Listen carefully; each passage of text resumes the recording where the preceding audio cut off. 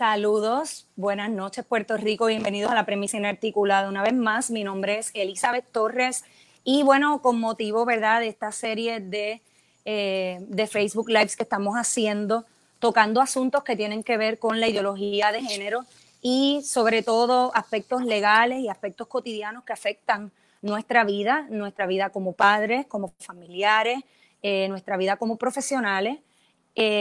Hicimos este Facebook Live con mucho respeto, hablando sobre lo que es, ¿verdad?, la identidad en el sentido de lo que es ser una persona transgénero.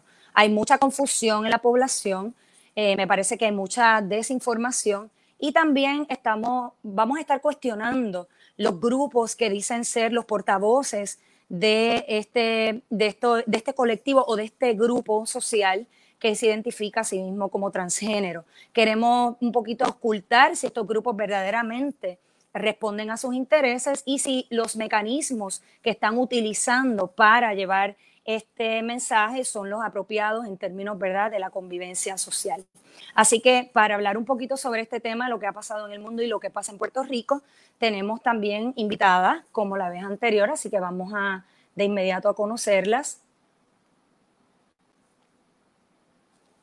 Aquí estamos, buenas noches. Hoy vamos a tener la presencia de Rosemary, que va a estar, ¿verdad?, asistiendo al grupo sordo en Puerto Rico, a las personas sordas, para que tengan el beneficio también de informarse y participar de esta conversación. Vamos a presentarnos, comenzamos con Eliam. Eliam, adelante, tienes el mute. Saludos, buenas noches, un placer estar nuevamente aquí contigo, Elizabeth, ¿verdad?, y con las personas que te sintonizan y que te siguen. Mi nombre es Elian Verónica Martínez González, soy consejera profesional licenciada. Adelante, Lizzy. Sí, buenas noches. Gracias, Elizabeth, nuevamente por darnos el espacio. Saludos a toda tu audiencia. Soy la licenciada Lizzy Burgos Muñiz. Mayormente estoy en Derecho de Familia y fui electa representante por acumulación por Proyecto Dignidad y estoy juramentando próximamente el 2 de enero. Gracias, Elizabeth.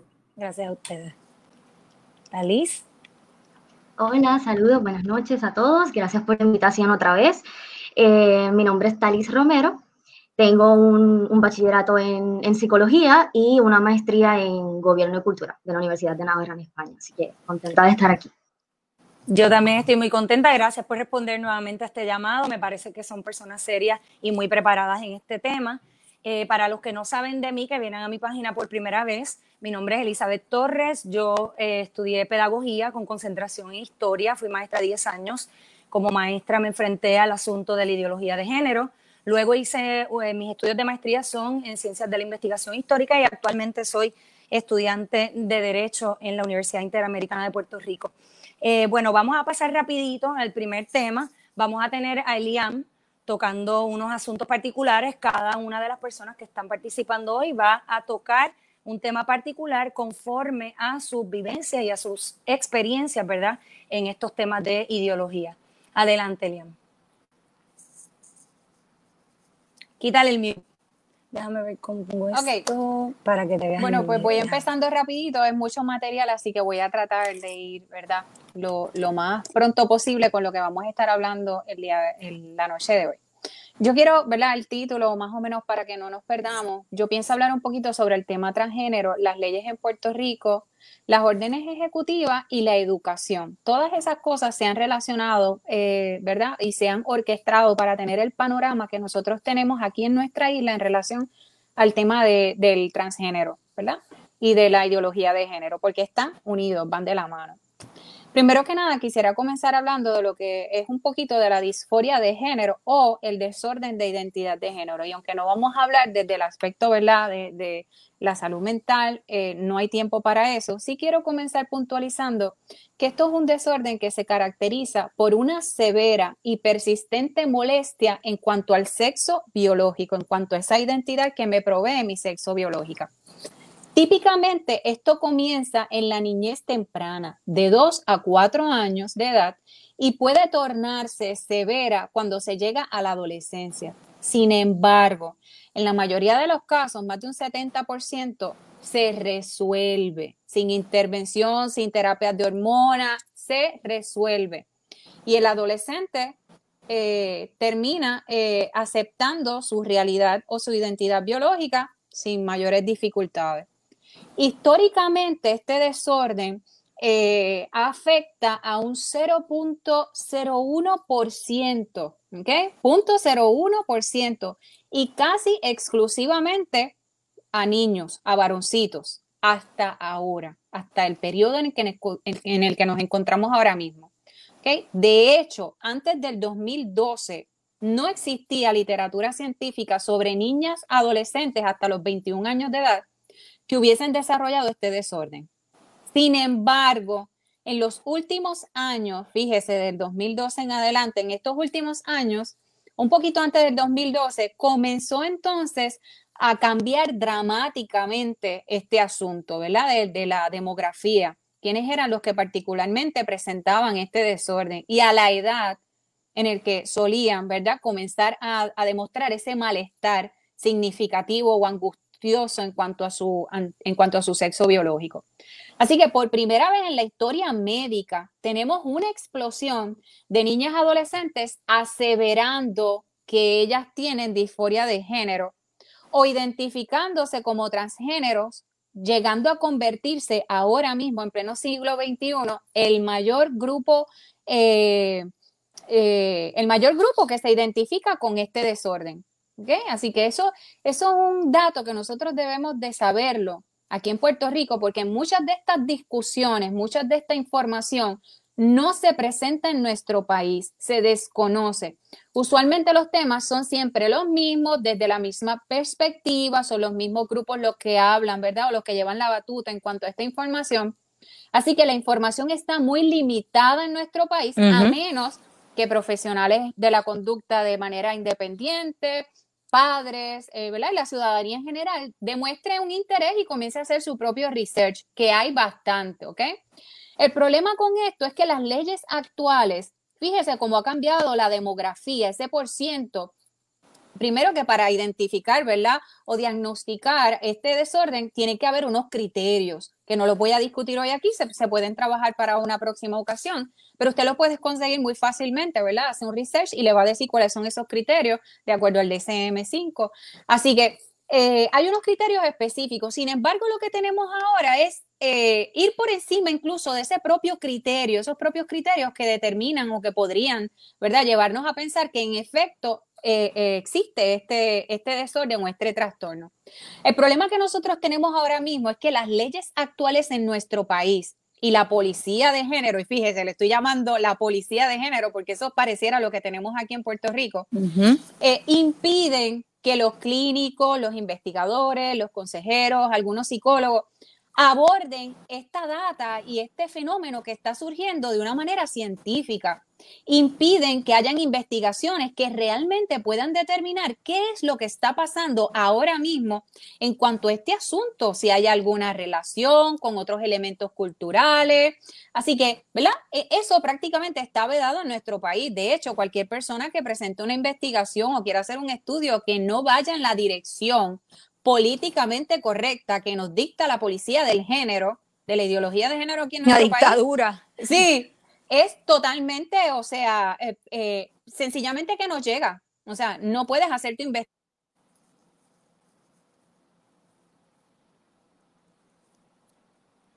Un momentito. Dicho la población. Ahora.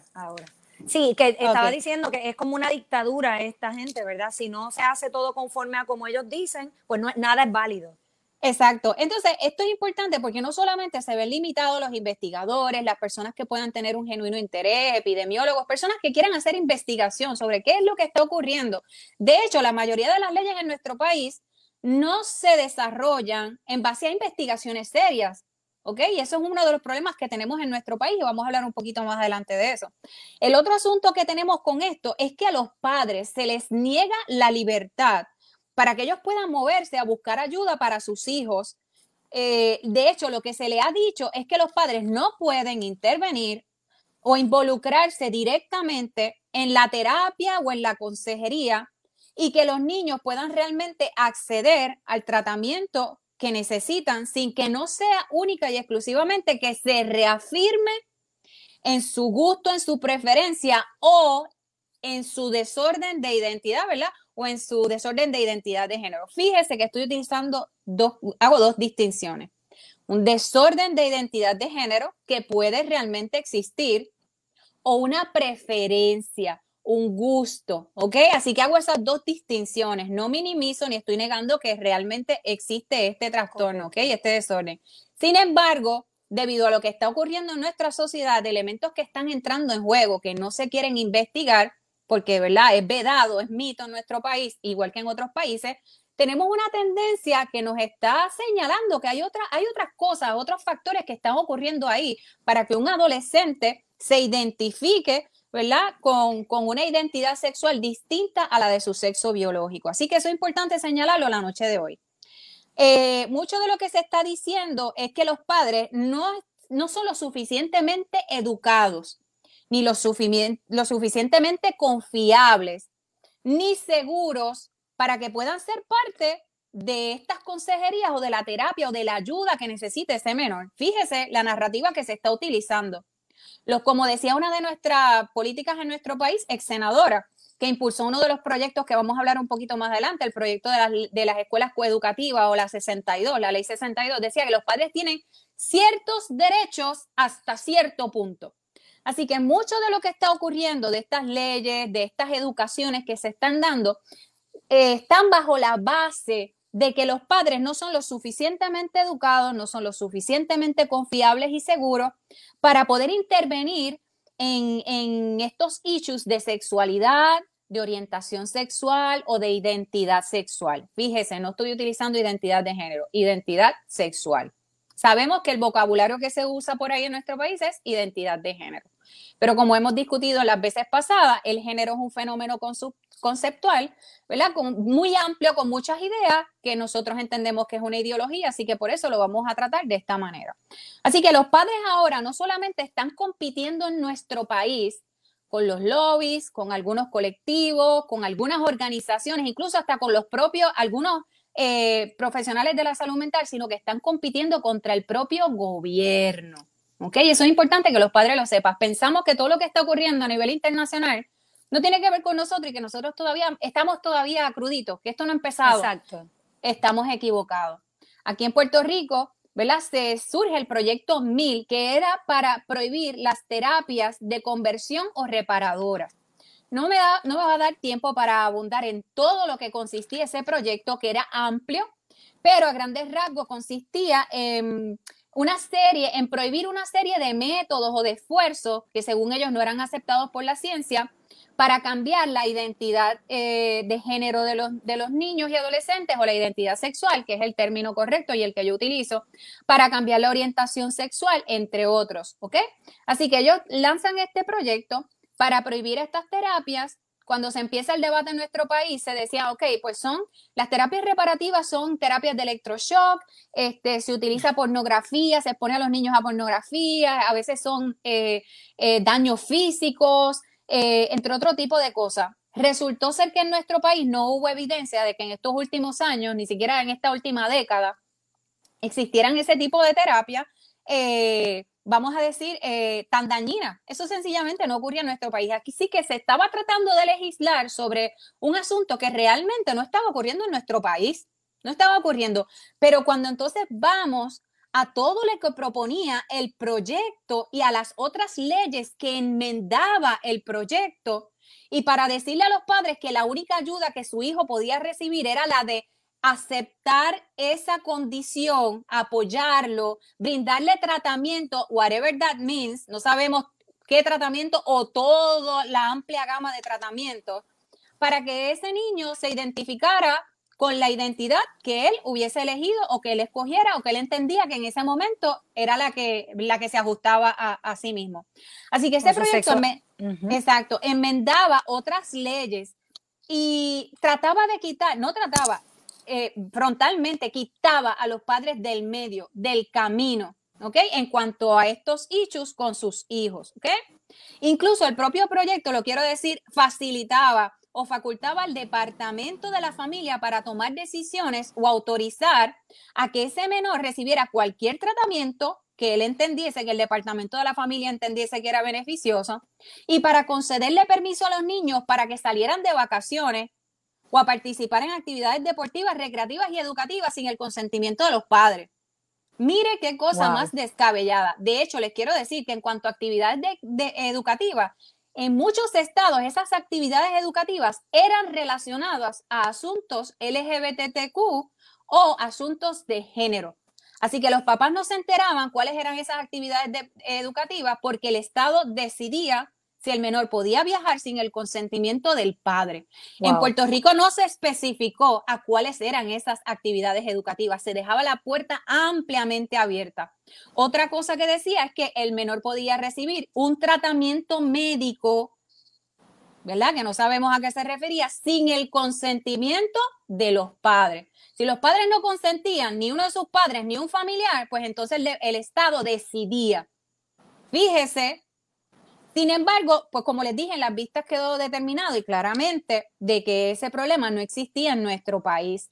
Lo que sí salió a relucir en las vistas fue un marcado y obsesivo interés del Estado, de ciertas organizaciones y asociaciones, incluso de algunos profesionales de la salud mental, de coartar y limitar a los padres en la intervención con sus hijos, exponiendo que toda ayuda y tratamiento que no fuese reafirmar el desorden de identidad de género o la orientación sexual debía de ser prohibido y debía de catalogarse como terapia de conversión. Fíjese, eso ocurrió aquí en nuestro país no hace mucho, eso fue este cuatrenio bajo la administración, ¿verdad? Que nos gobernó en estos pasados 4 años. Sí, hay un elemento bien importante a señalar y es que muchas de estas leyes no surgen al vacío, vienen por lo general atadas y unidas a unas legislaciones y a unas políticas educativas. Y yo quisiera decirle un poquito de lo que está ocurriendo en algunos estados y tirarle la bolita para que usted sepa que hay que tener cuidado porque Puerto Rico se dirige en esa línea. ¿Okay? De hecho, los nominados al Departamento de la Familia actualmente por el gobernador electo Pierluisi y la nominada al Departamento de Educación son activistas de ideologías de género, ¿ok? Correcto. Así que vamos por ahí entonces. En el 2019 en California, California Teachers Association propusieron una acción basándose en ya una política que existía en California que decía que si los estudiantes cis, o sea, los estudiantes heterosexuales que se identifican con su propio género,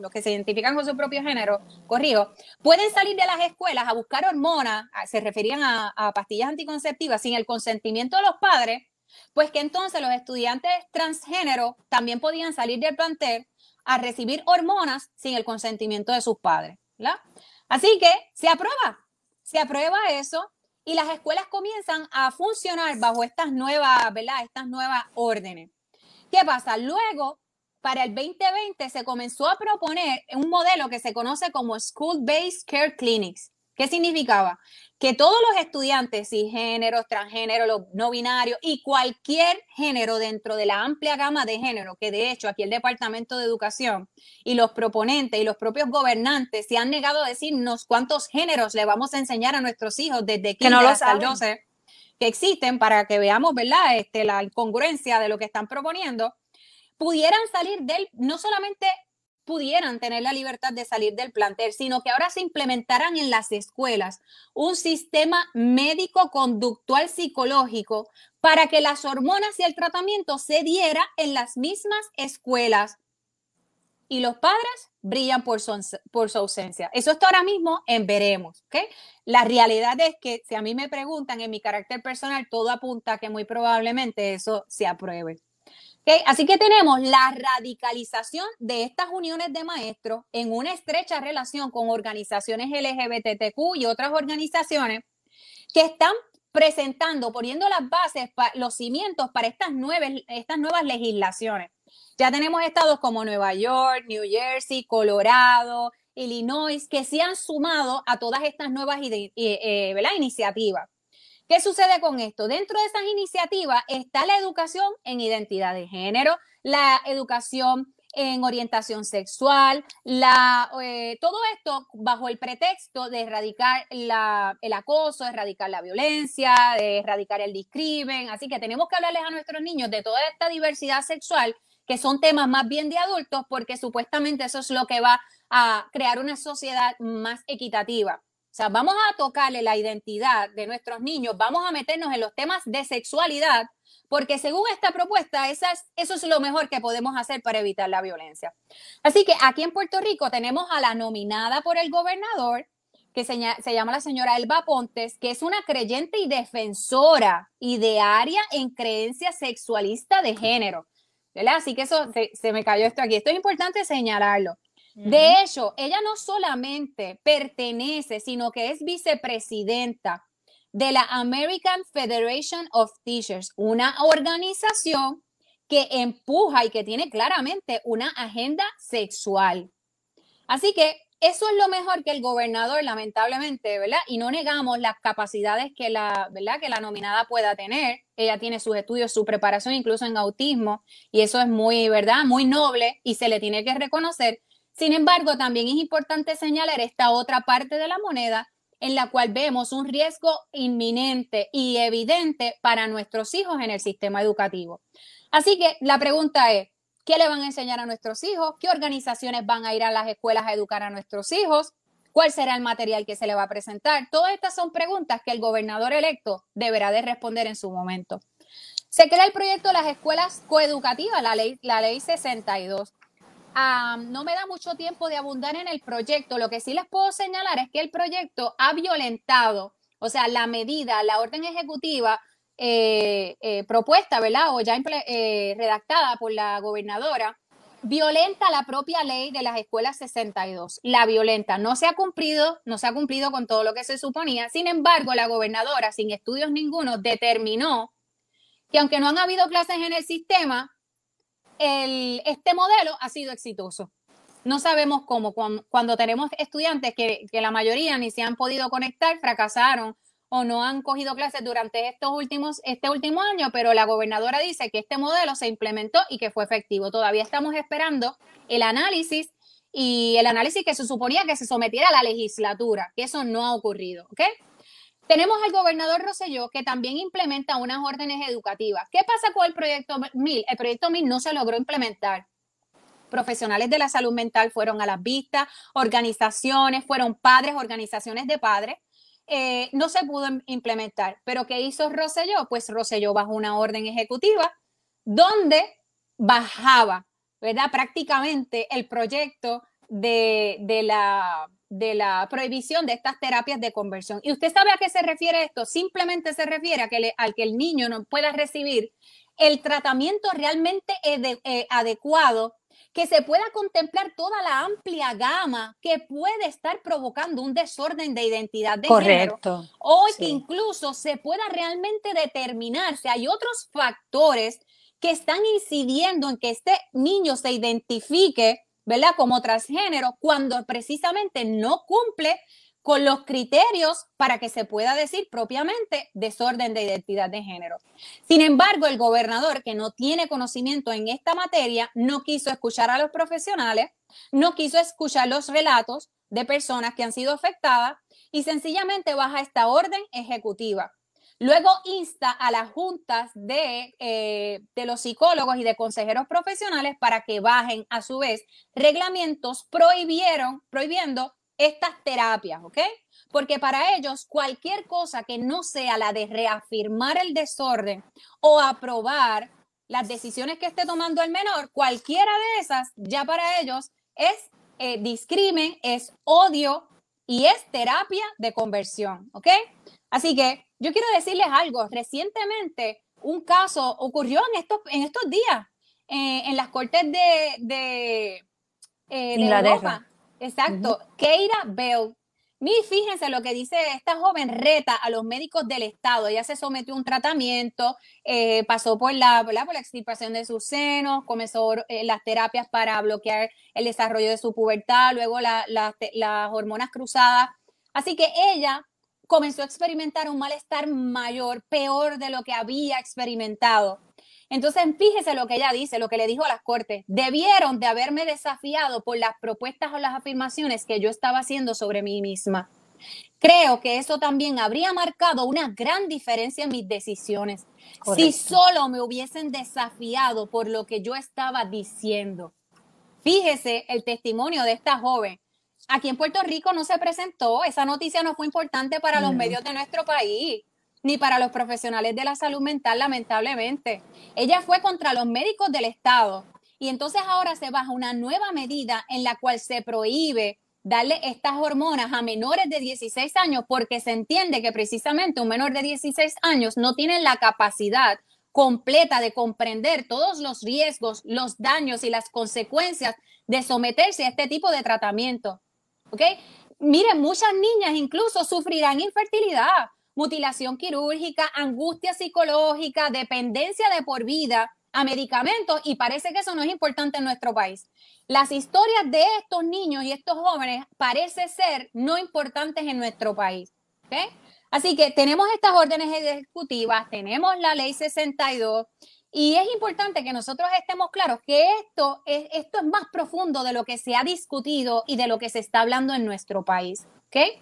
Ahora mismo nosotros no sabemos cuáles van a ser los materiales de las escuelas 62, las escuelas coeducativas. Se desconoce. Hay algunos materiales que ya bajaron, sin embargo, muchas de estas lecciones son extremadamente amplias y ambiguas. Cualquier maestro activista que no quiera respetar el derecho de los padres ni el sano desarrollo de los niños tiene total libertad para hacer y dirigir esas conversaciones socializadas en la línea que él determine. Así que nosotros nos estamos enfrentando, ¿verdad?, a esta situación en nuestro país cuando el propio gobierno ha permitido que se violenten derechos civiles, que quizás en el cierre pues hablaré un poquito respecto a eso.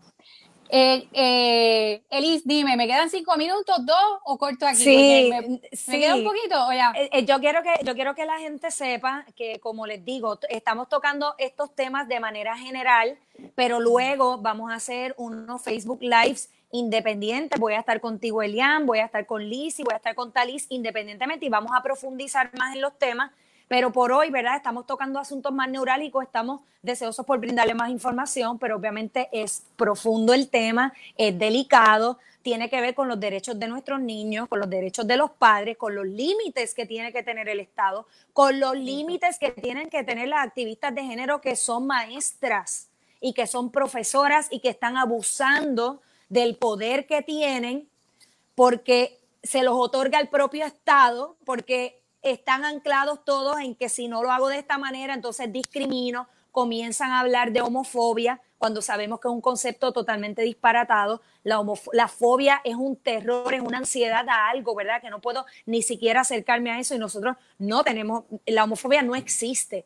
Lo que existe es, ¿verdad?, unas personas que se resisten a aceptar que la dignidad de todo ser humano es inviolable. Y yo creo que en esas líneas que vamos, reconocemos que hay un problema, que hay una situación.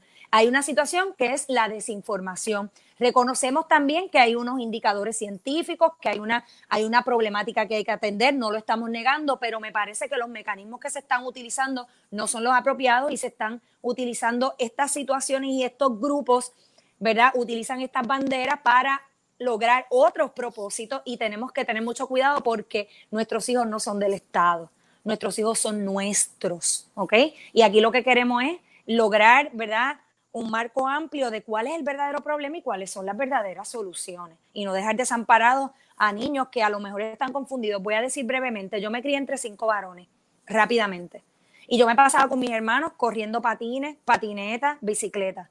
A mí en mi casa no me regalaban muñecas porque a mí no me gustaban las muñecas, me gustaban los carritos, ¿verdad?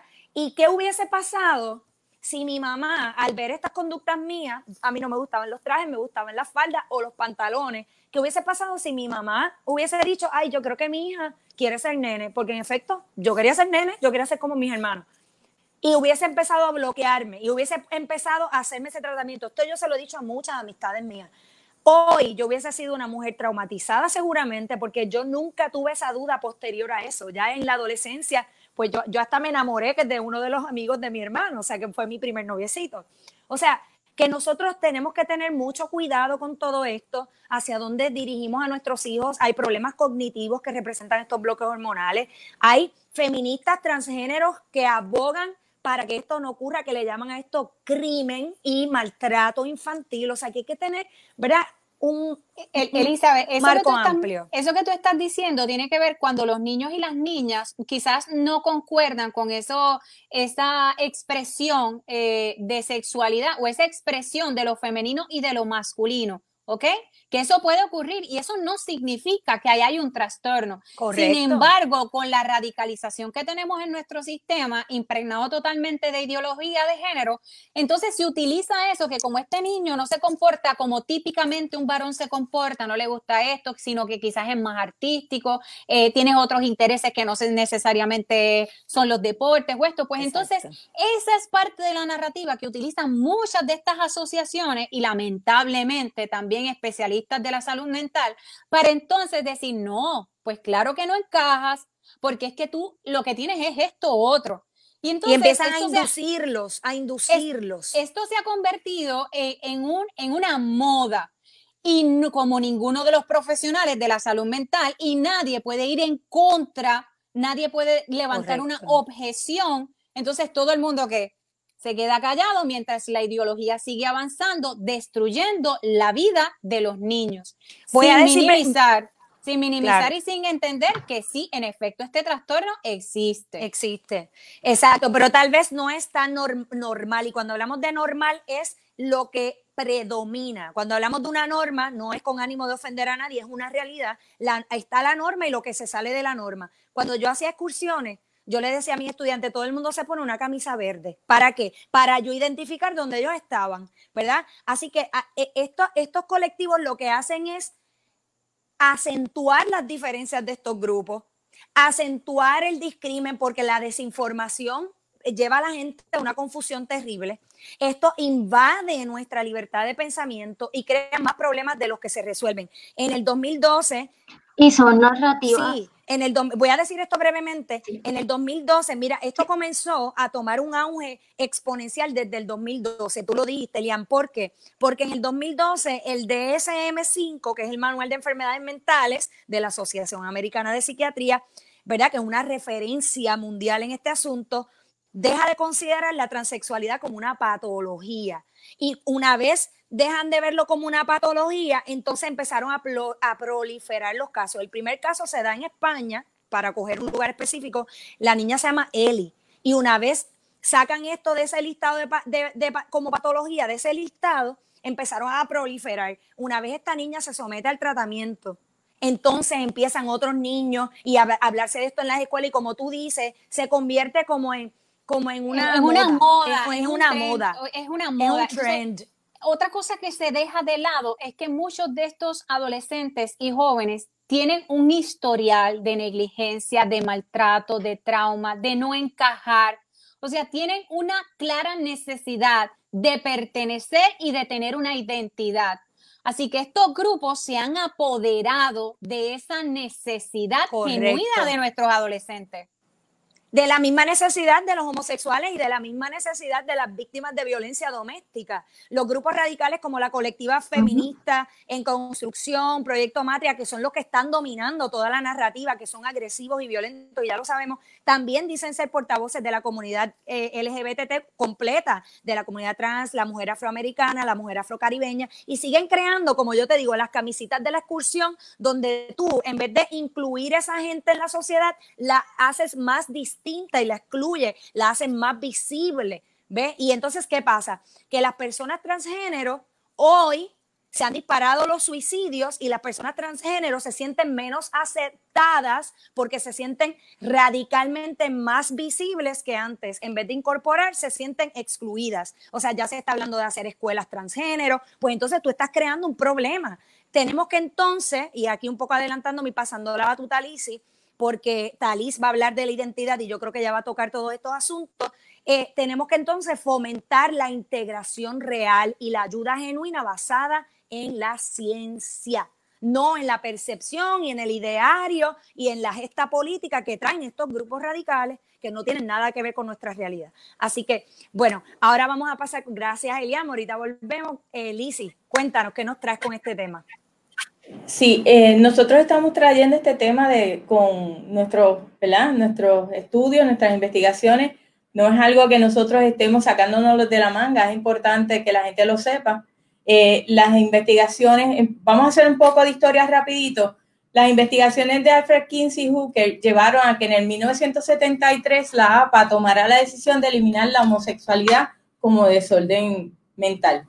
En el 2013, como muy bien ustedes dijeron, el desorden de identidad de género pasó a llamarse disforia de género, lo que supuso el comienzo de la normalización de lo que vemos ahora. Correcto. Vamos a ver qué dice el Colegio Americano de Pediatras.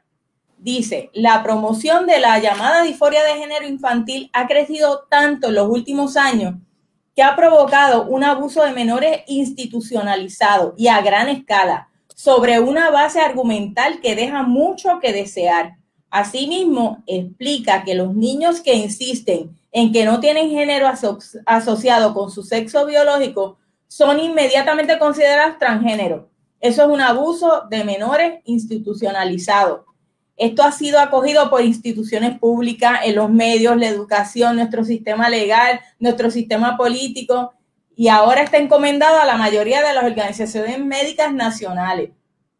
El Colegio Americano de Pediatras insta a los profesionales de la salud, a los educadores y a los legisladores a rechazar todas las políticas que predispongan a los niños a aceptar como normal una vida de suplantación química y quirúrgica del sexo opuesto. Los hechos, no la ideología, determinan la realidad. Ellos establecen 8 puntos que se los voy a decir rapidito sobre este tema. Ellos dicen, la sexualidad humana es un rasgo binario objetivo, XY, XX.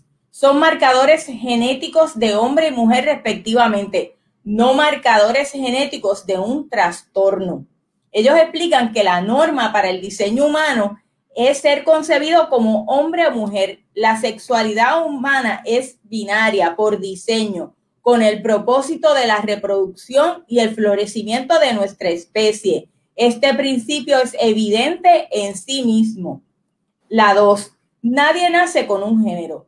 Todos nacemos con un sexo biológico. Es un concepto, género es un concepto sociológico y psicológico y no biológico objetivo. Nadie nace con una conciencia de sí mismo como hombre o mujer.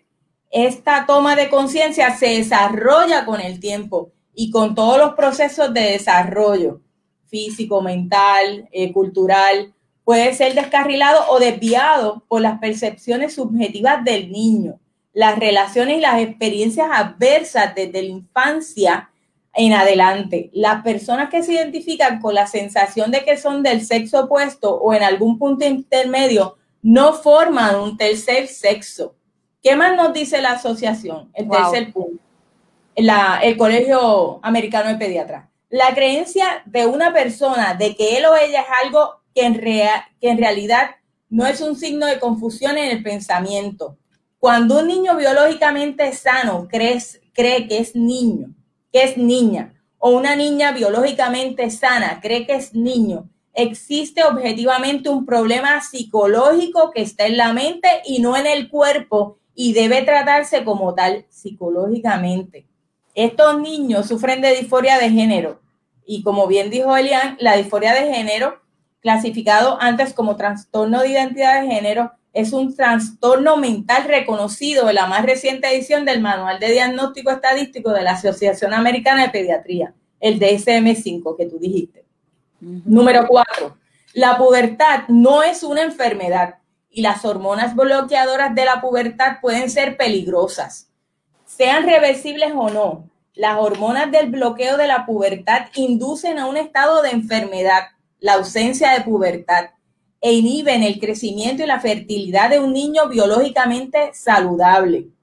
Y de acuerdo con el DSM-5, el 98% de los niños y el 88% de las niñas confundidas con su género eventualmente aceptan su sexo biológico después que atraviesan naturalmente el periodo de pubertad, que muy bien estaba explicando aquí la licenciada Elian Martínez. Número 6, y esto es bien importante, los niños que utilizan bloqueadores de la pubertad para pasar por el sexo opuesto requerirán hormonas por toda la vida. Esta combinación conducirá a esterilidad permanente. Estos niños nunca podrán concebir hijos genéticamente, aún mediante las tecnologías de reproducción artificial. Además, las hormonas de cambio de sexo, testosterona y estrógeno, están asociadas con riesgos peligrosos para la salud, incluyendo enfermedad coronaria, alta presión, coágulos de sangre, accidentes cerebrovasculares, diabetes y cáncer, entre otros. Eso es para que vean todos los efectos que esto puede causar. Y en el 2006-2007, la revista de psiconeurología reportó anormalidades cerebrales en el área de la memoria y del funcionamiento ejecutivo entre los hombres adultos que recibieron bloqueadores. O sea que esto, ahí sí que verdaderamente tienes un problema mental y tienes un problema obviamente físico. Número 7, las tasas de suicidio son cerca de 20 veces más altas en los adultos que usan hormonas del sexo opuesto y que se han sometido a cirugía de reasignación de sexo. Aún en Suecia, uno de los países más favorables a la vida LGBT. ¿Qué persona razonable y compasiva condenaría a sus pequeños a tal destino, sabiendo que después de la pubertad más del 98% de estos niños aceptan la realidad y alcanzan un sano desarrollo mental y físico? Obviamente, si no se interviene con ese desarrollo normal. Número 8, el abuso infantil al acondicionar a los niños en la creencia de que una vida de suplantación química y quirúrgica del sexo opuesto es normal y saludable. Apoyar la discordancia del género como algo normal a través de la educación pública, pagada con fondos públicos, las políticas legales, confundirá a los niños y a los padres, lo que lleva a más niños a que se presenten a las clínicas de género. Por eso es que ese proyecto 1000 era peligroso, porque eso abre la puerta a que los padres tengan que buscarle a los niños ayuda para hormonizarlos primero y después su cambio de sexo. Allí le administrarán los medicamentos que bloquean la pubertad. Esto a su vez virtualmente asegura que elegirán un tratamiento de por vida de hormonas carcinogenísimas y tóxicas que cuando sean adultos van a considerar innecesaria la mutilación quirúrgica de partes sanas de su cuerpo. O sea que esto los va a llevar a mutilarse, como muy bien dijo la licenciada Martínez. La presidenta del Colegio Americano de Pediatras lamenta que la ideología de género no solo está afectando nuestras leyes, sino que también se está introduciendo en las vidas de los más inocentes, nuestros niños, con el apoyo creciente de la comunidad médica. Asimismo, explica que hoy en día cualquier profesional que se atreva, y de esto pues la licenciada Martínez sabe, cualquier profesional que se atreva a cuestionar las terapias de cambio de sexo podrá ser expulsado de su trabajo y perder su licencia. Este movimiento transgénero se ha infiltrado en la comunidad médica y nuestra cultura, ofreciéndonos una narrativa errónea. La ciencia cuenta una historia diferente. Por eso es que le estoy trayendo lo del Colegio Americano de Pediatras, porque esto no se habla. Esta información que estamos trayendo se ha llevado a las vistas, se ha puesto en las ponencias y esto no se ha tomado en consideración. Un colegio serio, un colegio que se dedica precisamente a los niños, al desarrollo de los niños. Y este colegio insta a los profesionales de la salud, a los legisladores, como bien le dije, a rechazar todas esas políticas. O sea, nos están advirtiendo. En el ámbito político, en el 2014, tras el suicidio de un transgénero en Ohio, que fue alegadamente obligado a recibir estas terapias de conversión, él se suicidó y entonces Barack Obama rápido avaló la prohibición de las terapias de conversión, porque supuestamente él se suicidó por las llamadas terapias de conversión, lo cual no es correcto. Como muy bien dijo la licenciada, en el 2018 fue que se trajo a Puerto Rico el Proyecto 1000, un proyecto peligrosísimo, y entonces, como no pasó en el 2019, fue que se hizo la orden ejecutiva. Wow. Como bien también mencionó ya la licenciada, este caso que fue hace poco, el 2 de diciembre del 2020, donde el Tribunal de Londres concluyó, el de la persona que le pidió al tribunal, demandó al Servicio de Desarrollo, a los médicos. Sí, al Servicio de Desarrollo de Identidad de Género de Londres, ¿verdad? Porque no la frenaron para evitar esa transición, porque ella era menor de edad. Y el tribunal concluyó que es poco probable que los menores de 16 años que consideren la reasignación de género sean lo suficientemente maduros como para dar su consentimiento informado para que se les receten medicamentos para bloquear la pubertad, lo que en efecto limita la intervención médica para los menores de 16 años. O sea que ya en Londres el tribunal dictaminó que los médicos que tienen que requerir una autorización judicial para comenzar los tratamientos con bloqueadores de pubertad y con hormonas sexuales cruzadas por la inducción de caracteres del sexo opuesto. En los últimos 5 años, el número de personas remitidas a este servicio se ha duplicado. Primero eran en el 2015, 16 y 16, 1.408 personas. En el 2019 y 2020, 2.728. Así de acelerado va la cosa. Entonces, pues esto en Puerto Rico no es nuevo. En Puerto Rico pues ya hay unas clínicas trans que se le ofrece servicio. Ahí está la clínica Transalud, que es del municipio de San Juan, pagada con fondos públicos. Estas clínicas pues obviamente tienen un personal que la persona va y si se le diagnostica con disforia de género, estas personas entonces proceden a empezar el tratamiento hormonal y luego pues las cirugías cosméticas. En Puerto Rico, hasta donde yo tengo entendido, estas clínicas atienden de los 21 años en adelante. Verdaderamente, esa es la información oficial. No sabemos, ¿verdad? Como ya estamos viendo esto de 16 años y eso, pues nos levanta bandera, pero vamos a pensar que es de los 21 en adelante, que es cuando la persona es mayor de edad en Puerto Rico y puede tomar decisiones. Recuerden que nosotros no estamos discriminando con las personas. Nosotros creemos en la dignidad inviolable del ser humano. La persona puede ser trans, lesbiana, heterosexual, lo que sea. Nosotros no tenemos problema con eso. Lo que nosotros estamos firmemente anclados en que a los niños no se puede dañar su desarrollo físico, emocional. No se debe intervenir. Cuando sea grande, que tome las decisiones. La clínica Johns Hopkins fue de las primeras que hizo en los 70, que hizo los estudios de género, y había un doctor que se llamaba Paul McHugh, que era director de la clínica psiquiátrica, y él era homosexual. Y entonces realizaron un estudio exhaustivo de los resultados de las personas que trataba esa clínica. Y McHugh dice, los que se sometieron a la cirugía cambiaron poco su condición psicológica. Esto es un psiquiatra. Tenían los mismos problemas en sus relaciones, en el trabajo y en las emociones que tenían antes. Esto es después que se operaron. La esperanza de que saldrían de sus dificultades emocionales para florecer psicológicamente, eso no se ha cumplido. Cuando se le volvió a preguntar en el 2015, él dice ¿verdad?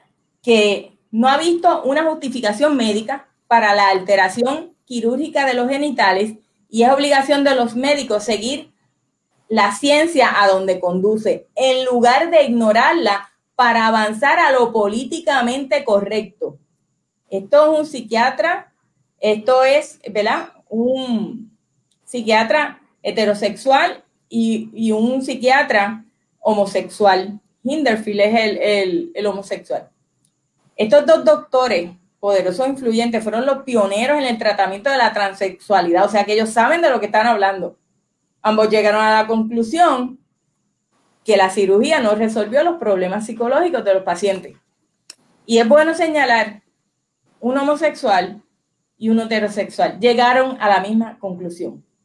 Las personas transgénero informan haber intentado suicidarse a un ritmo peligroso por encima del 40% de la gente normal. El 90% de todos los suicidios son resultados de trastornos mentales no tratados. Más del 60% y posiblemente hasta el 90% de las personas transgénero tienen trastornos psiquiátricos concurrentes que a menudo no reciben el tratamiento. O sea que tienen un problema que no está siendo atendido. Correcto. O sea, supuestamente físico, pero el mental no se atiende. Es un hecho que los números son trágicamente altos de las personas transgénero que intentan suicidarse. Y no es porque le quieran dar terapias de conversión, no, es que tiene un problema. El suicidio es resultado de trastornos mentales no tratados. La mayoría de las personas transgénero padecen trastornos no tratados, sin embargo, por cualquier motivo, se están promulgando leyes para evitar ese tratamiento. En vez de ayudarlos, las leyes que se están impulsándolos a que sigan afectándose. Lo mismo, Lizzy, lo mismo que pasa con las víctimas de violencia de género. Uh-huh. ¿Entiendes? Que no se está atendiendo las verdaderas causas. Lo mismo pasa con esto. Aquí la gente no está viendo los graves problemas que se están creando en los casos legales que están habiendo, los matrimonios, las relaciones interpersonales, las personas que se han casado siendo transgénero, luego el esposo se da cuenta que están con un transgénero y lo asesinan o quieren divorciarse o se forman otros problemas sociales como ha sucedido ya. O sea, esto no resuelve el problema. Están utilizando esto como unas banderas políticas, pero realmente no les importa la estabilidad de estas personas, no les importa resolver sus problemas reales y genuinos. Eso es lo preocupante, por eso estamos teniendo estas conversaciones.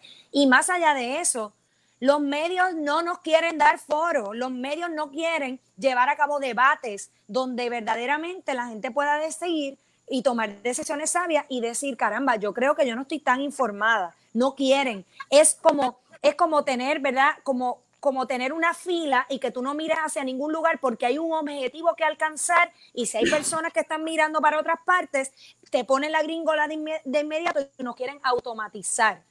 No quieren que nosotros sepamos esta información y eso es bien peligroso y es macabro, me parece a mí perverso por parte de los medios y del Estado, ¿verdad? No llevar este tipo de conversaciones públicas.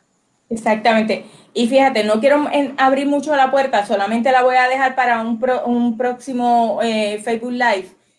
Los trans en los deportes están no tan solo arrinconando a las mujeres porque están ganando, sino que le están quitando becas en las universidades. Esto está trayendo problemas y está trayendo demandas de organizaciones de mujeres en contra de los trans que le están quitando sus espacios en los deportes y sobre todo sus becas.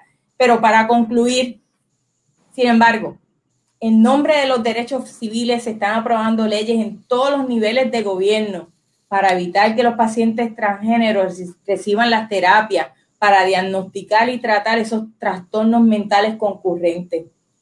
La política no se mezcla bien con la ciencia.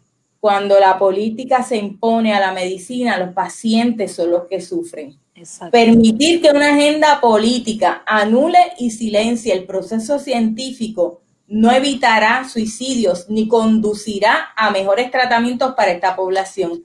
No es compasión, es un desprecio temerario por la vida de las personas. Y esto que le acabo de decir lo dijo Walt Heyer, que fue una de las personas que primero se hizo la operación para cambiar de sexo, después se arrepintió y ahora él lleva el mensaje de lo dañino que es esto. Así que lo dejo hasta aquí para que Talis participe, porque estos temas son bien, como bien dijo la licenciada Martínez. Bien abundante. De hecho, Walt ahora se dedica a recopilar historias de sobrevivientes de la ideología de género y de la vida transgénero y los expone para que la comunidad científica, los profesionales de la salud mental, los padres y la comunidad en general sepan estas otras historias que, ¿verdad? En este caso yo le suelo llamar la minoría de las minorías, ¿ok? Los que realmente son invisibilizados, aquellos que tratan de transicionar y regresar a su estado original y que sufren los daños de haber pasado por esta experiencia y que nadie ahora quiere o puede atender. Excelente, maravilloso, excelente. Para hacer una transición breve con Talis, quiero recomendarle a todos los que nos están escuchando, la gente está escribiendo, hay personas que se oponen, hay de todo, ustedes saben cómo es, porque aquí cuando se habla de tolerancia es una tolerancia unilateral, ¿verdad? Bueno, la feminista lesbiana Camille Paglia es una profesora de la Universidad de Artes de Filadelfia que yo he nombrado muchísimas veces. Ella es lesbiana, ella es transgénero, ella es atea y es abortista. Y yo digo todo esto porque cuando tú sacas todas esas cosas, ella también está en contra de estas transiciones, como le llaman, es un tránsito, ¿verdad? De un género a otro o de un sexo biológico a una predilección o una preferencia. Y ella habla de que esto, mira cómo ella se expresa, esta profesora que es muy famosa, Camille Paglia, se la recomiendo a todo el mundo, todos sus videos, es una violación, o sea, los bloqueadores químicos de la pubertad a niños transgénero es una violación criminal de los derechos humanos. Ella condena la escalada de la prescripción de los bloqueadores de la pubertad para los niños, ya que a su juicio considera esa práctica como una violación criminal de sus derechos. Esta mujer, a pesar de que es, como dije, lesbiana y transgénero, han hecho marchas para sacarla de esa universidad para que ella no pueda expresar sus opiniones en torno a esto, una erudita en el tema porque ella misma se considera transgénero, pero ella no ha hecho el cambio, simplemente ella entiende que la homosexualidad y todo esto se escapan de la norma, pero no por escaparse de la norma dejan de tener derechos, pero que hay que reconocer, hay que aceptarse realmente como son. Aquí lo que hay es un problema, a su juicio, yo entiendo y concurro con ella, es un problema de aceptación. Por eso, aunque se hagan el cambio de sexo, sigue estando el problema latente porque aun cuando han tenido la esperanza puesta en ese cambio, lo logran, no se sienten aceptados. Así que aquí hay unos issues subyacentes que ella también critica y me parece que estas son las voces, ¿verdad?, que hay que escuchar porque lo dicen desde la propia experiencia. No obstante, independientemente de cuáles sean, ¿verdad?, cuál sea su estilo de vida, cuáles sean sus convicciones y su idiosincrasia, aquí estamos hablando de verdaderos y genuinos derechos humanos que están siendo violados, sobre todo los de nuestros niños. Así que vamos a pasar con Talis, que tiene una información súper valiosa sobre la identidad. Talis, es tu turno ahora. Hola, hola. Buenas noches nuevamente. ¿Verdad? Yo voy a estar hablando de el ser y la identidad como producto de consumo. Me quiero remitir rápidamente para comenzar a la historia, porque sabemos que los sucesos históricos, estos cambios sociales o las mutaciones sociales y todo lo que se va levantando a medida que va pasando en nuestra historia, ¿verdad? La historia de la humanidad, son verdades que no podemos negar. O sea, son hechos que han ocurrido. Entonces me remito a la historia, ¿verdad? Porque en etapas anteriores de esta misma, la relación del hombre con los bienes, con estos bienes materiales, se caracterizaba en gran parte por la necesidad. O sea, consumíamos porque necesitábamos estos productos, ya sea alimentos, etcétera. Pero ¿qué sucede? Que a medida que hemos estado cambiando, ¿verdad? Y nuestra sociedad ha estado cambiando, hemos pasado de consumir por necesidad a consumir por deseo y por anhelos. ¿Y por qué? ¿Por qué sucede esto? Porque las necesidades son limitadas. O sea, necesito comer, comí, estoy satisfecho, pues ya no necesito consumir hasta que vuelva a tener hambre. O sea, las necesidades son limitadas. Pero los deseos no, los deseos son ilimitados. Siempre puedo desear algo más. Puedo desear ahora mismo estar en Dubái, en Francia, o sea, siempre voy a desear algo. Entonces, ¿qué sucede con las identidades en este caso? Que las identidades pasan a consumirse. O sea, a través de estos productos que ya no remiten simplemente a necesidades. O sea, ya los productos no remiten a esas necesidades porque ya no se valoran solamente en términos técnicos o funcionales, sino que vienen a valorarse más bien en la estética. O sea, la estética que impregna los productos. Y les tengo algunos ejemplos, ¿verdad? De esta manera el marketing ha comenzado en nuestros tiempos, ¿verdad?, a crear ofertas que no solamente incluyen el bien material, o sea, no solamente incluyen el producto, sino que a través de la publicidad y de los anuncios y todo esto, se pasa, y estos son caracterizados a través de la seducción. O sea, se busca la seducción porque lo que se busca atrapar es el deseo. Se ofrecen experiencias a través de los comerciales que pretenden otorgar sentido a la vida, pretenden vender sueños, llenar la existencia, y desde luego definir la identidad del consumidor y del individuo. De aquí que los anuncios comerciales manipulan los signos al punto de, digamos, convertir los productos en forma de sentir, de existir, de vivir, de soñar, en formas de ser. Se convierten los productos en formas de ser. Y esto es eventualmente lo que se consume. Ejemplos publicitarios sobran sobre esto. O sea, tenemos un ejemplo, el del tinte de cabello Clairol, color tan real como tú. El otro tinte de cabello, que es L'Oreal, nací rubia, pero nadie se lo dijo a mi cabello, así que lo hice yo y se lo pintó, ¿no? Esto es anuncios de 7up, se siente bien ser tú mismo, anuncios de, el mismo anuncio de sneaker, no eres tú cuando tienes hambre, cómete un sneaker. Entonces, ¿ves cómo todo esto a través de la publicidad se remiten a los deseos de la persona y se remite a una identidad? Entonces, pasamos a consumir estos productos porque de cierta manera me dan una identidad, me otorgan una identidad y es una identidad que puedo presentar a otros. Que puedo presentar a otros a través de múltiples plataformas. Ya sabemos que hoy día es mucho más fácil hacer esto, porque tenemos los medios y tenemos las redes sociales, la tecnologización. A través de esto pues, presentamos esta identidad construida. ¿Y qué sucede? Tenemos también, ¿verdad?, varios ejemplos, hasta con los mismos carros. La búsqueda incansable de la perfección con Lexus, ¿verdad? Todo esto que remite a... Son anuncios comerciales que revelan en toda su plenitud la fragmentación de la identidad que sufrimos en nuestras sociedades posmodernas, en estas sociedades contemporáneas. Porque al parecer, solo eres tú cuando consumes. O sea, solo eres tú cuando te pintas el cabello, solo eres tú cuando tomas 7up, solo eres tú cuando te comes un sneaker o cuando conduces un carro de lujo. Entonces ya vemos cómo esto siempre está remitiendo a lo que es la identidad hoy día. Y esa seducción que promueve la publicidad, ¿qué nos promete? Nos promete una vida feliz, nos promete una vida, una identidad consumada. Pero esto no es más que una ilusión, una identidad en todo caso consumida. ¿Por qué? Porque aquello que se ofrece para el consumo, o sea, todos estos deseos que son ilimitados, como había mencionado, que se prometen, jamás se realizan plenamente porque en caso de hacerlo, la gente dejaría de consumir. O sea, en caso de hacerlo, se detiene el consumo. Entonces, la idea de todo esto, de todas estas sociedades de consumo, es mantener ese deseo constante, mantener a las personas deseando consumir. Entonces, obviamente, no me va a dar permanencia identitaria, sino que voy a estar en todo momento tratando de construir esa identidad que nunca va a ser permanente. Entonces, esto pues obviamente presenta muchos problemas, específicamente para la juventud. ¿Por qué? Porque entonces no hay un límite.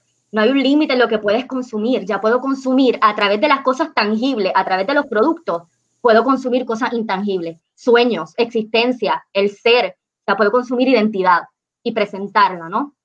Entonces, esto pues obviamente produce una frustración, produce infelicidad.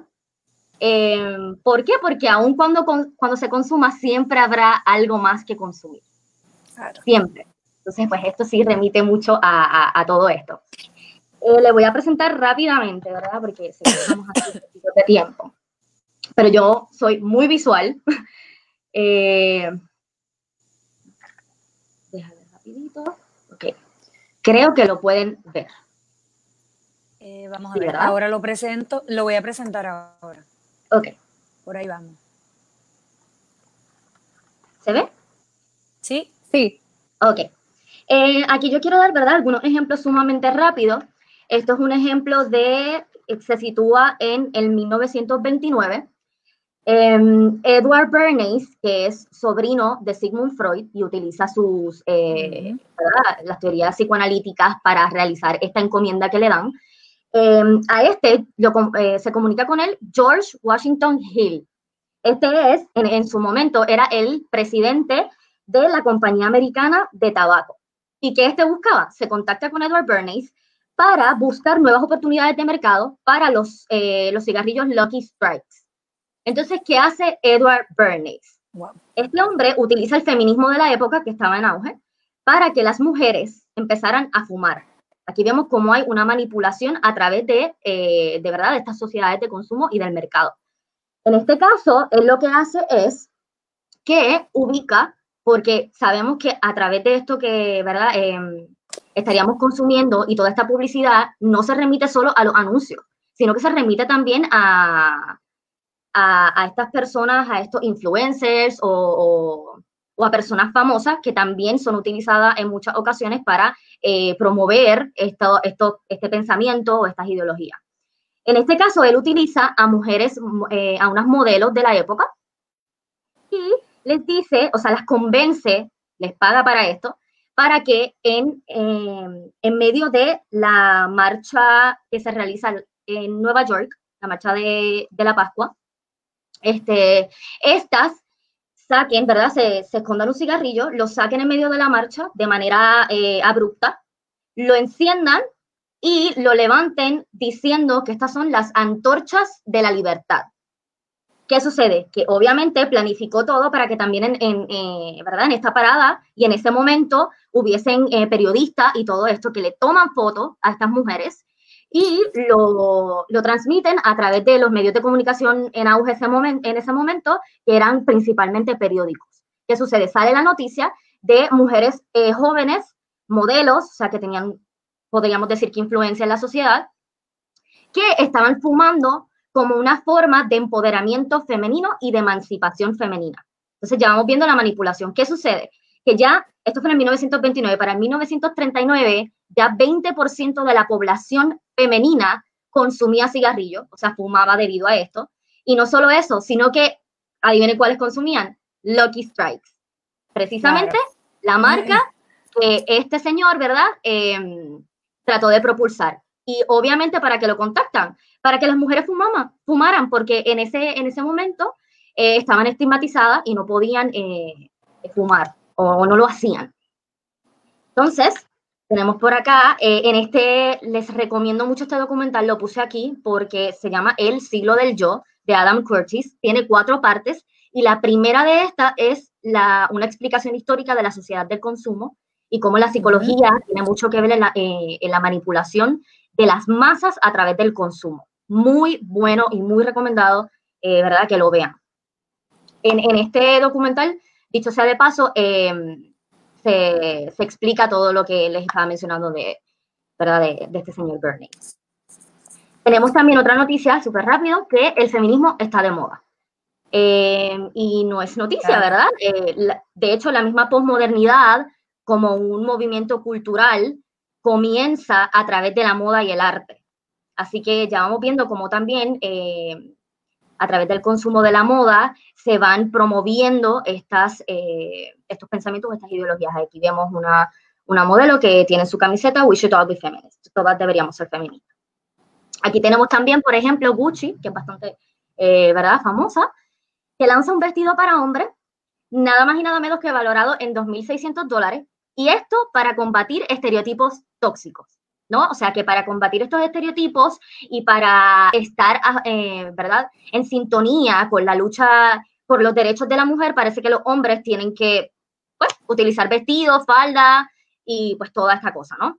Para no promover sus estereotipos tóxicos, porque al parecer en la vestimenta del hombre, de cierta manera, refleja toxicidad o una masculinidad tóxica. No, realmente no entiendo. Tenemos acá, ¿verdad?, un informe que les exhorto a que lo busquen. Es un informe realizado titulado Consumo con Orgullo. Y en este informe, que fue elaborado por la consultora Nielsen, que se encarga, ¿verdad?, de todos estos temas de mercado y de consumo, una de las conclusiones a las que lo lleva el estudio es que estas comunidades, ¿verdad?, los LGBT, van creando tendencias de consumo que luego adoptan los heterosexuales. O sea, a ellos se les denominó en este estudio como early adopters. Quiere decir que estos son los primeros en el mercado en consumir productos y después hacen que, ¿verdad?, otras partes de la población los consuman. Así que ya vemos cómo todo esto va en cadena, ¿verdad?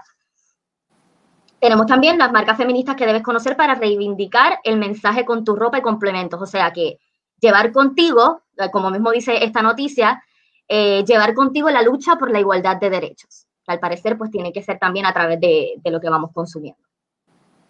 Y tenemos aquí esto es un estudio llamado, o es un examen, mejor dicho, llamado el Bechdel Test. Ha estado en aumento. Esto es un examen que fue propuesto a través de una caricatura, de un cómic, y en este examen eran 2 parejas, era una pareja de lesbianas que le hace invitación, o sea, en este caso la mujer le hace invitación a la otra a ver una película, y esta le dice que solamente vería la película si esta cumple con 3 reglas básicas.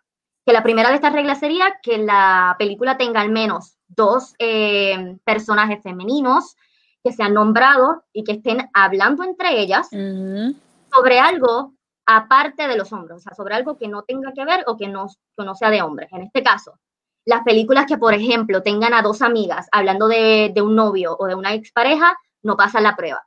O películas que tengan a dos hermanas hablando de su padre, no pasan la prueba, ¿verdad? Entonces estamos viendo cómo también se rompe con los vínculos que tenemos con los hombres, con los vínculos que tenemos tanto de padres como de esposos, como de, o sea, con todos estos vínculos relacionales que tenemos con los hombres, que no necesariamente son negativos, ¿entienden? No son negativos. Entonces, vemos cómo esto ha querido estar controlando también todos estos medios. Este examen se aplica y se ha estado aplicando últimamente con más auge, ¿verdad? Porque estos grupos feministas así lo han estado pidiendo, y son exámenes que se han aplicado o se aplican a películas, a series, a cómics, o sea, no solo se remite a películas, es toda esta área artística. Podemos ver en la tabla que en el 1920, 21% de las películas estudiadas, ¿verdad? Se tomaron 7.924 películas para este estudio, y 21% de las mismas pasaban esas 3 reglas como criterio. Y vemos como ya para el 2010, estamos en 2020 todavía, ¿verdad? No hay estadísticas tan recientes, las más recientes son del 2010, y vemos como ya un 64% de las películas, que en muchos casos son de niños también, pasan este criterio. Algunas de las películas, para que tengan una idea, que no pasan el criterio o el examen, son Star Wars, Harry Potter, Avatar, Los Vengadores, El Señor de los Anillos, Ratatouille. O sea, todas estas películas no pasan el examen. Así que vamos a ver, ¿verdad? Si esto fuese a aplicarse o a imponerse en todas las películas que realicemos, no sé de qué tendríamos películas, ¿no? Y bueno. Adoctrinamiento total. Totalmente. Totalmente. Entonces quería compartir esta última. Sí. Sí, aplicado en muchas cosas. Quería compartir, ¿verdad? Como para concluir esta parte, porque sé que estamos así un poco cortas de tiempo. Quería terminar con esta frase de un líder comunista, Vladimir Lenin. Este dice, y verdad me remito a sus palabras: usaremos a los idiotas útiles en el campo de batalla. Incitaremos al odio de clases, que sabemos que en este caso se ha trasladado a el odio de sexo o género, o sea, los hombres contra las mujeres. Y el odio a tu propia identidad. Exacto, el odio a tu propia identidad también. Destruiremos su base moral, la familia y la espiritualidad, comerán las migajas que caerán de nuestras mesas. O sea, el Estado será Dios. O sea, esto decía y proponía, ¿verdad? Como líder comunista y ¿verdad? De todas estas cosas. Entonces, esto yo la leí y a mí me produce bastante frustración, porque estos mismos grupos hoy día que aclaman la libertad a través del quiebre de lo social, no están teniendo en cuenta y en perspectiva que cuando quebramos lo social, ¿de qué estamos hablando? Estamos hablando de quebrar las instituciones, o sea, quebrar la familia, por ejemplo, que ya está cada vez en mayor desuso, o que cada vez pierde más su poder de brújula moral, su poder de dirigirnos. Entonces, cuando sucede esta supuesta libertad y emancipación a través del quiebre de estas cosas que sostienen a la sociedad, de estas instituciones que sostienen a la sociedad, nos quedamos, o sea, dejamos al individuo indefenso frente al Estado. Indefenso precisamente frente a esta misma frase que utiliza Vladimir Lenin. O sea, dejamos a los individuos, y en este caso estos grupos que están fomentando todas estas cosas, están siendo útiles para esto, ¿verdad? Para esta ideología.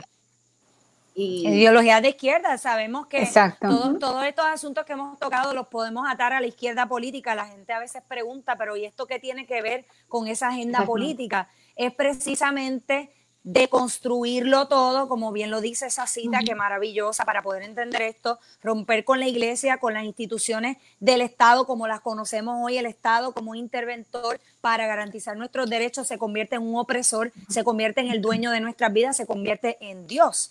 Así que ahí es donde está esto atado al socialismo del siglo XXI, del que tanto se habla, y de que detrás de esto lo que hay son agendas. Por eso es que muchos políticos, repito, caen en estas trampas, porque algunos de ellos creen que verdaderamente esto tiene que ver con justicia social. Algunos con de ellos derechos de verdad, humanos. o con derechos humanos o con libertad y se confunden. O sea, cuando mencionamos a algunos políticos, no necesariamente nos referimos a que son personas malvadas que tienen una agenda negativa, aunque sabemos que algunos de ellos, o más bien de los grupos, las organizaciones sí tienen una agenda perversa, pero en el caso de los políticos es desconocimiento, es miedo a que la prensa los deje de cubrir, es miedo a declararle la guerra a la prensa, porque la prensa es parte de estas agendas. Es que muchas veces también se deben a estos grupos. En ocasiones se deben a estos grupos, así que he hecho unos compromisos con estos grupos y no puedo entonces señalar o detener algunas movidas.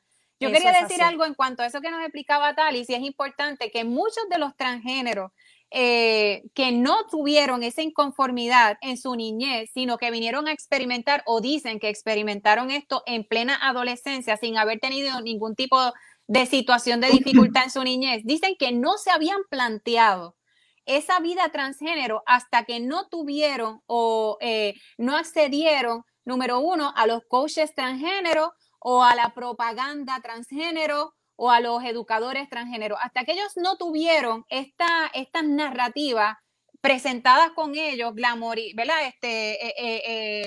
Idealizadas, ellos nunca se habían planteado precisamente adentrarse a estos cambios. Así que realmente podemos decir, como nos decía Talis, fueron seducidos y fueron alentados a, ¿verdad? Inducidos. En algunos casos a este estilo de vida cuando realmente no era por un desorden como tal.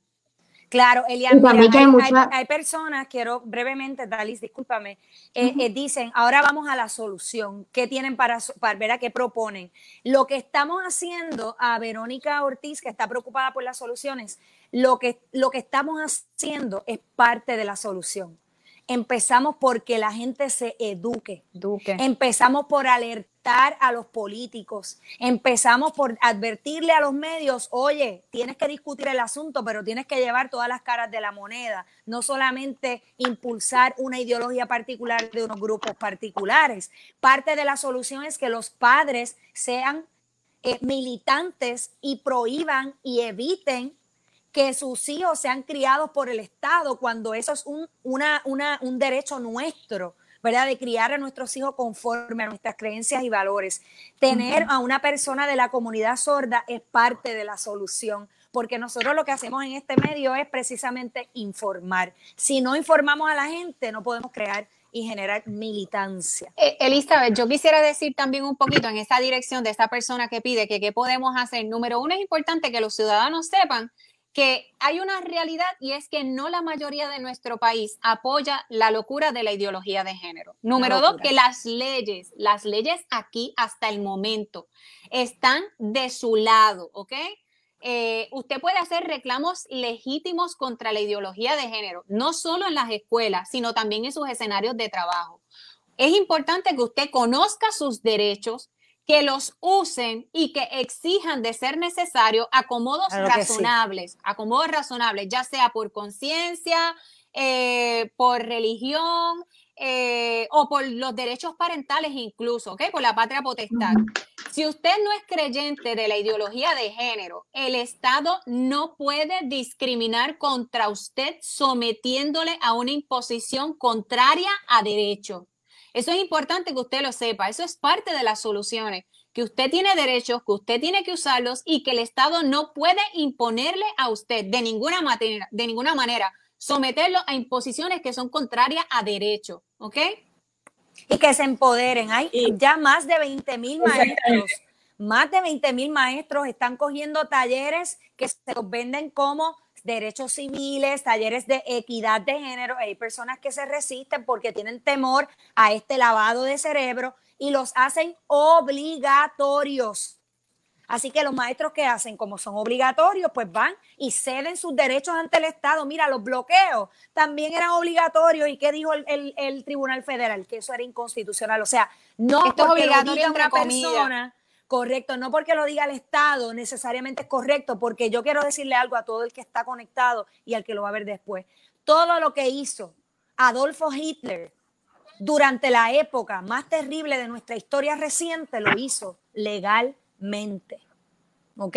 Las leyes lo amparaban para hacer las cosas que hizo para perseguir grupos específicos, no solamente raciales, sino personas con deformidades, todo tipo de grupos, homosexuales, todos los grupos que persiguió. Lo hizo anclado en la ley. Así que a veces hay que cuestionar la ley, a veces hay que desafiar la ley, hay que desafiar a nuestros jefes y no podemos seguir silentes porque entonces el problema sigue creciendo, no hay militancia en esto.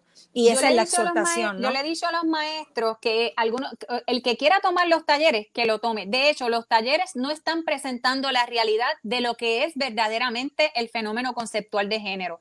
En estos talleres, por lo menos en el que enviaron a la plataforma del empleado, fue bien light, bien somero. Es que van poco a poco. Es correcto. Así que hay algunos que han decidido tomarlo. Una cosa es que usted tome ese taller y otra cosa es que usted lo obliguen a implementarlo. De todas maneras, si usted no quiere tomar ese taller porque usted tiene un principio y usted objeta, el gobierno, en este caso, la rama del Departamento de Educación, no lo pueden obligar. Por otro lado, yo quiero dejar un último pensamiento. Toda violación de la verdad no es solamente una especie de suicidio del embustero, sino que es una puñalada a la salud de la sociedad humana. Ralph Emerson. Excelente. Elise, ¿algunas palabras finales? Sí, aquí nosotros tenemos que entender que esto, como muy bien dijeron, esto atiende a grandes intereses de personas que realmente no le importa la dignidad humana. Ellos están haciendo negocio con todo esto. ¿Quién se enriquece con esto? Las farmacéuticas que venden hormonas. Inmediatamente los niños pueden ser sus clientes. Tienen que cogerlos desde más pequeños. Y el problema de esto, que un niño no tiene que estar tanto tiempo expuesto a esto. Con un tiempo corto, tú le cambias la vida a un niño para el resto de su vida. Y le voy a dar el último ejemplo antes de cerrar. Conozco un caso de una niña que fue a un campamento de verano en el municipio de San Juan. Un campamento de verano apenas dura un mes, menos de un mes. Ese campamento bastó para que esa niña perdiera su identidad y está su mamá trabajando con unos problemas terribles de identidad de la niña. Eso es un campamento de verano. Imagínense un semestre completo. Yo exhorto a los padres que protejan a sus niños. Y para eso están los tribunales. Hagan valer sus derechos. Porque tienen derecho, y como bien dijo la licenciada Martínez, en este momento ese derecho está a favor de ellos. Exacto. Más adelante podría ser diferente. Gracias, Elizabeth. Buenas noches. Gracias, Lizzy. Gracias. Talis, ¿algo más que quieras decir o añadir? Sí, yo quería decir rápidamente, ¿verdad? Algo relacionado al término o al concepto de libertad que está siendo tan aclamado y tan utilizado últimamente. Y es que cuando hablamos de libertad, tenemos que hacernos la pregunta de ¿para qué? ¿Para qué la libertad? Y es para ser responsable. O sea, la libertad va de la mano con la responsabilidad. Yo no puedo ejercer mi libertad sin tener en cuenta las consecuencias de mis actos y pensar en ellas. Así que, ¿verdad? Los dejo con esa reflexión, que siempre nos preguntemos esto, y les quiero recomendar súper rápido 3 libros. Creo que es súper importante que estemos siempre empapándonos de estas cosas. Exacto. Y la historia es bien importante en todo esto, así que les quería recomendar este libro, Genealogía del Occidente, de Jaume Aurel. Lo ven ahí. Es de historia, muy bueno y súper importante, ¿verdad? Para todos estos temas. Zygmunt Bauman, que es un sociólogo, se llama Vida Líquida. Aquí habla de cómo en la posmodernidad esa liquidez ha llevado a que la identidad sea completamente volátil, y todos estos términos, ¿verdad?, a los que me he estado remitiendo en base a la investigación que realicé. Y que es de Gilles Lipovetsky, otro sociólogo, y se llama La Era del Vacío, describiendo, ¿verdad?, en un análisis muy profundo y muy bueno, lo que está sucediendo con nuestras sociedades hoy día. Y cómo, ¿verdad?, al ser humano o al individuo hoy día, se les remite mucho con el narcisismo, ¿verdad? Con ¿verdad? Bueno, pues, personaje de Narciso. Gracias. Bueno, pues yo, una vez más, gracias por todas sus aportaciones. Vamos a seguir conversando sobre este y otros temas importantes. Aquí, ¿verdad? No sabemos si este mensaje va a caer en 10 personas o en 10,000 o en 100,000, no sabemos, pero sí sabemos que está llegando el mensaje, que hay personas que se sienten tocadas por estas conversaciones y se sienten más preparadas para reclamar sus derechos. Exhorto a los padres y a los maestros que no son activistas de la ideología de género, a que también se unan a la lucha. Tienen que vigilar los juegos de PlayStation que están jugando sus hijos. Tienen que vigilar la música, ¿verdad? El alimento que le dan a la mente y al espíritu, porque es alimento también, o puede ser alimento chatarra, ¿verdad? Alimento chatarra, o puede ser algo sano para su mente, para su espíritu, igual como hacemos con el cuerpo. Vigile con quién sus hijos están compartiendo, vigilen lo que se le está dando en las escuelas, si los están induciendo para pensar distinto, porque después que se inyecten va a pasar, como dice Lizzy, sacarlos de ahí va a ser un problema más grave. Así que vamos a estar alertas. Gracias, Rosemary, por tu gran esfuerzo para la comunidad sorda. En la medida de lo posible te vamos a tener. Sabemos que íbamos bastante ligero, pero de verdad, genuinamente, gracias por haberte comunicado con nosotros. Y hasta la próxima, mi gente. Este es solamente, ¿verdad?, los primeros pasos en una lucha que esperemos que se sigan uniendo más y más voces. Gracias a todas por estar conmigo en la premisa inarticulada. Gracias, hasta luego. Bueno, mi gente, yo me despido una vez más. Es un esfuerzo de tiempo, de búsqueda que estamos haciendo para ayudar a los padres, a los maestros que les interese y a todas las personas que se sienten que están siendo invadidos, que su intimidad y la de sus hijos está siendo invadida. Alerta, están sucediendo muchísimas cosas que van definitivamente a afectar muchísimo toda nuestra sociedad y nuestra convivencia humana. Los queremos mucho y nos vemos, y recuerden siempre que ustedes son los mejores jueces, pero solo si se les brinda la información correcta. Hasta la próxima.